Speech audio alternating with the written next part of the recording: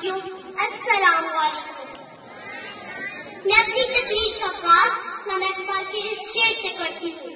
سینہ روشن ہو تو سوزے سن اے نہ حیات، ہو نہ روشن تو سہن مرمر عوام ایسا کی۔ انسانی زندگی کا ہے صحیح مقصد اور فرض علم کا اصول ہے، اور یہ علم ہی ہے جو فرض کے جذبات میں لہٰذا پیدا کر کے اور اس معاشرے کے لیے مفید رکن بنا رہی ہے۔ نورانی جہاں منزل کا علم ہے، حکمت کا علم ہے۔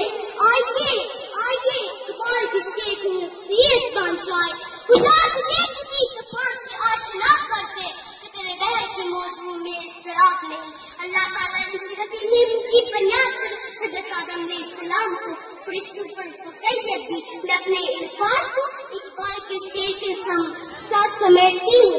فرشتہ مجھ کہنے سے میری تحقیر ہوتی ہے، فرشتہ مجھ کہنے سے میری تحقیر ہوتی ہے، میں مسجود ملائک ہوں، مجھے انسان بھی رہنے دو۔